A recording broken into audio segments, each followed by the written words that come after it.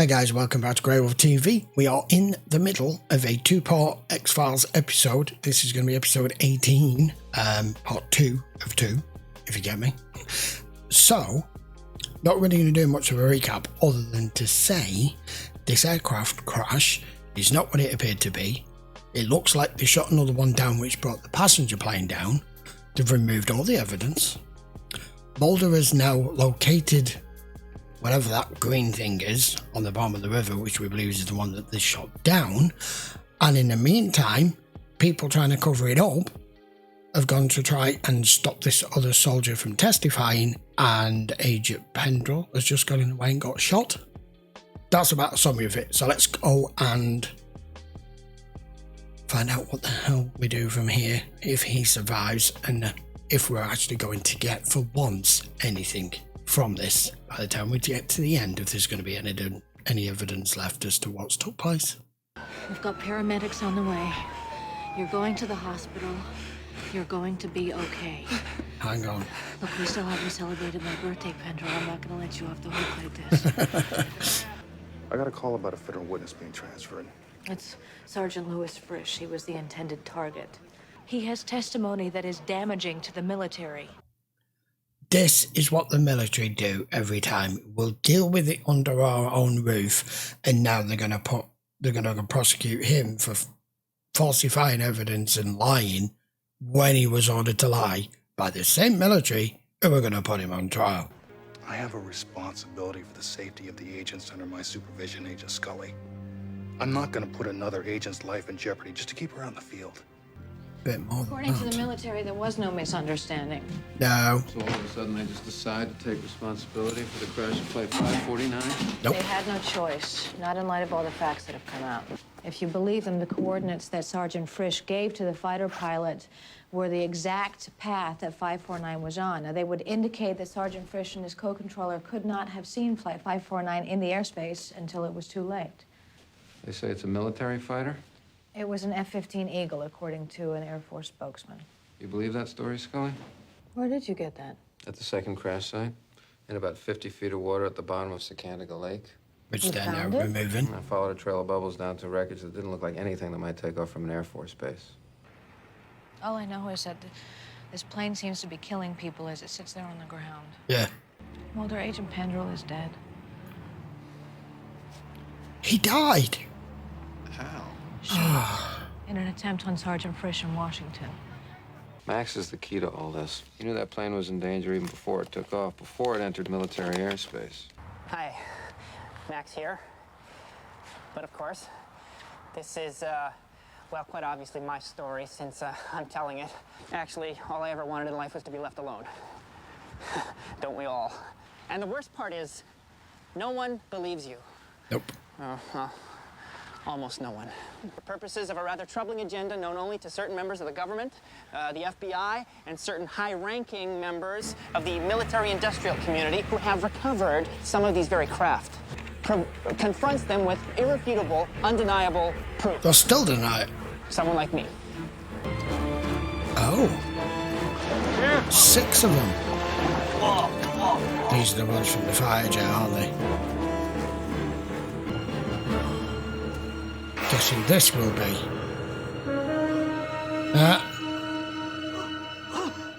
We found it. And I wish I could tell you folks that we've come up with something more concrete. But the evidence just doesn't support anything more conclusive than the Air Force's assertion. Hang on a minute. How do you get a catastrophic near miss? If it's a near miss, it's a near miss, then there's no catastrophe. Even if by catastrophic near miss you mean it got too close, a military aircraft got too close and caused wind shear. At the height it was at 35,000 feet, the pilots would have more than enough time to recover the aircraft if it went into a stall or a spin. The only way is if it's a collision and you've no evidence of it. So this is just going to remain unsolved. You'll be in touch with me or someone from the NTSB on anything further. I just wanted to thank you What a all shame. personally. But I do have a story if you're willing to hear it. Oh. feel free to tell me it's bull, as Agent Scully has, but I think it's as believable as any story I've heard floated. At least it's the only one that can't be refuted by the facts. There was one man who knew what brought this plane down, and he knew it even before he got on the plane, but he got on anyway. There are a number of possibilities for Max's suspicions, but I believe Max had been followed for some time before he boarded Flight 549. Why try to take it by The force? object that ultimately brought down this plane, the cause which has eluded you. And what was this object? Physical proof of the existence of extraterrestrial life and intelligence. Because Flight 549 was intercepted by a second aircraft, an aircraft which did not appear on the military or anyone else's radar screen. The craft taking control of the plane and all its systems.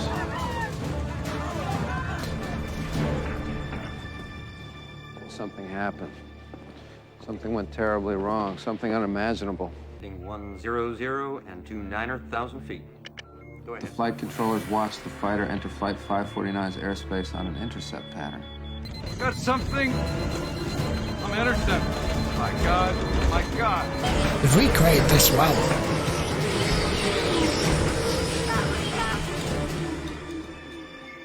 And then, perfect call.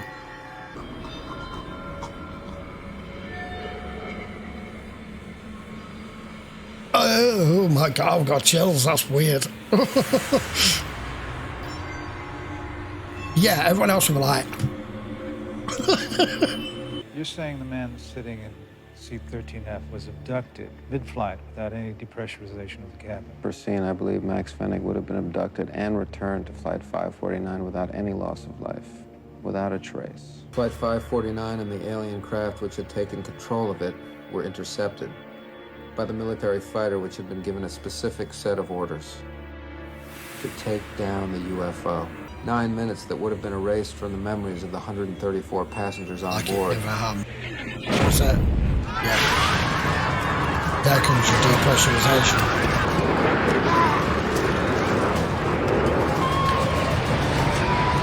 And you always say, it's the sudden stop that kills you. Sort of UFO tractor beam. Kinda. Hollywood term. But yeah. But yes. Yeah. And the Air Force shot down the UFO, thereby sending 549 out of control. When And they have it. Yes. We may never know what Max was carrying. Getting a nothing, We aren't never we? know who killed Agent Pendrell. Is Max in trouble or something? No, Max is dead. He died in a plane crash a few days ago. Oh, Lord, I am sorry to hear that. Nope. Where I should forward his mail. Oh, he has mail? Yeah, small stack of it. Really? I'll run and get it if you want it. Old school, I know. What if, I'm just thinking because they've mentioned the mail thing, they don't put anything in these that doesn't have a purpose? What if whatever it is, he's mailed it to himself?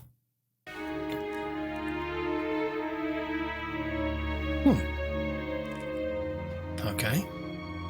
You up to answering some questions?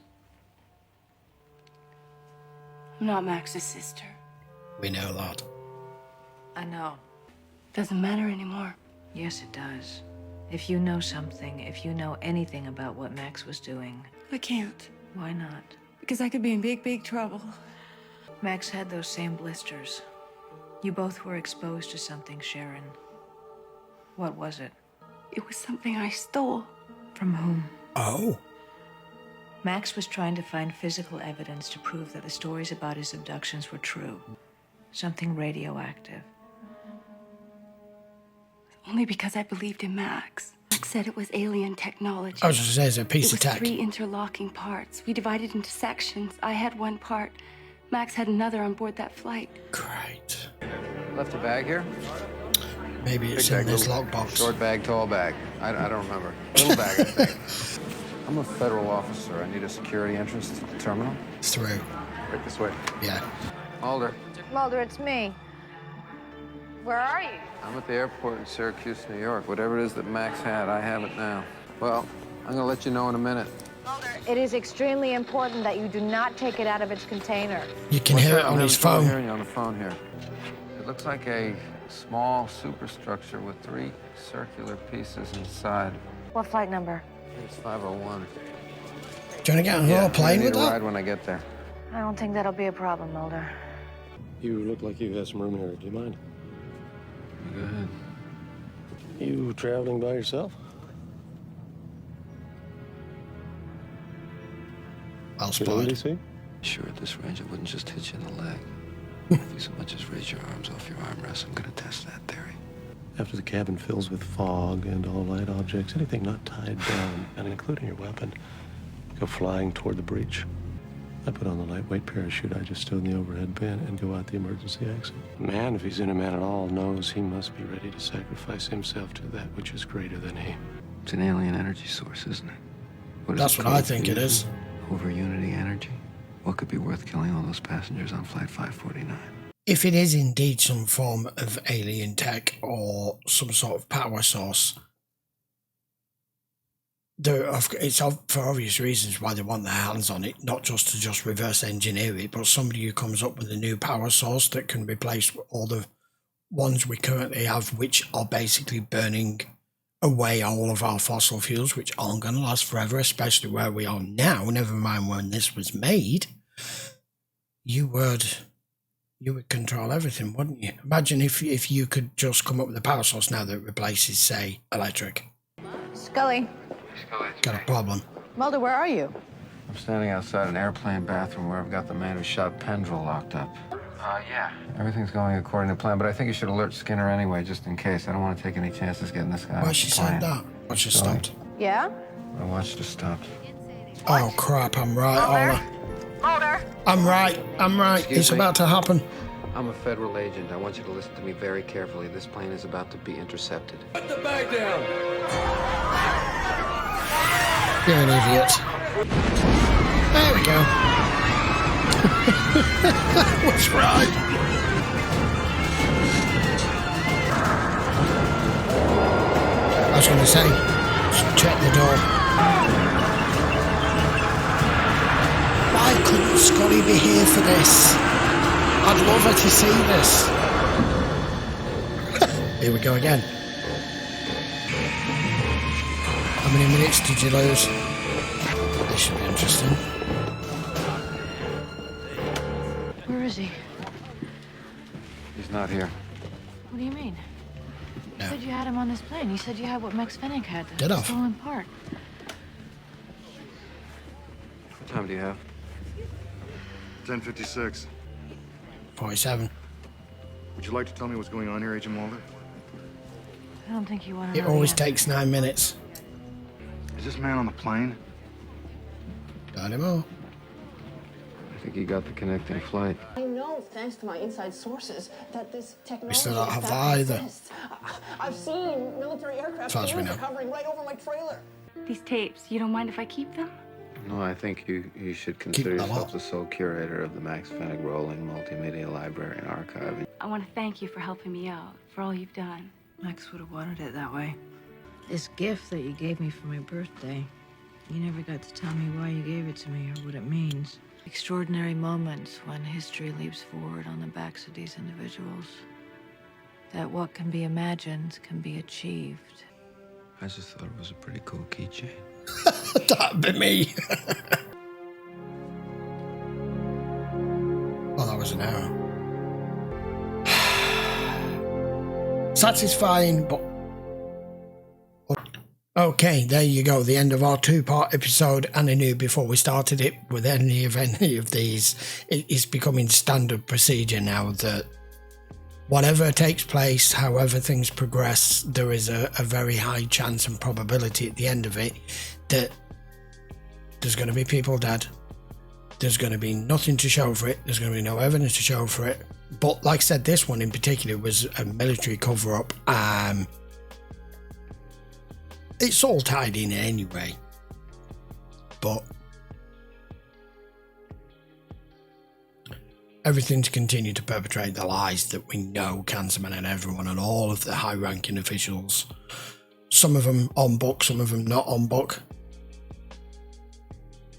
that have all this plan in motion, and we're still expanding the storyline on it. But that was, I like how they tied like an air crash into it as well. So Max has gone.